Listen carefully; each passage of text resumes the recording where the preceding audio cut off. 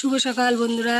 আজকে চলে এসেছি সকাল সকাল রান্নাঘরে রান্না করতে, কারণ আজকে তো ঈদ, তোমরা সকলেই জানো। সেই কারণে তোমাদের দাদা ভাইয়ের জন্য খাবার নিয়ে যেতে হবে।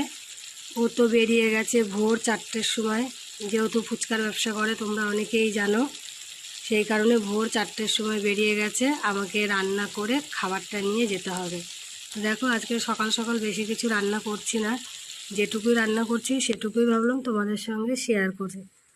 কারণ আজকে ঈদের কোনো ভিডিও তোমাদের সঙ্গে শেয়ার করতে পারিনি।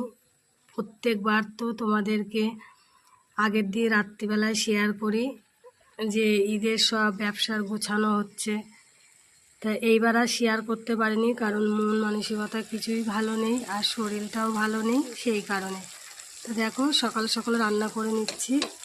এখানে সোয়াবিন রান্না করছি, সোয়াবিন আর আলুটা কষানো হচ্ছে। সোয়াবিন দিয়ে আলু দিয়ে আর ডিমের অমলেট করে ঝোল করব। আর এই জিনিসটা আমি কি ভাজা করেছি বন্ধুরা, তোমরাই কমেন্টে জানিও। এর মধ্যে দিয়েছি কালো জিরে, কাঁচা লঙ্কা, পেঁয়াজ ফোড়ন দিয়ে এই জিনিসটা ভাজা ভাজা করেছি। তো এটা কি রান্না করেছি তোমরাই কমেন্টে জানিও। চলো বন্ধুরা, সবাই ভালো থেকো ও সুস্থ থেকো।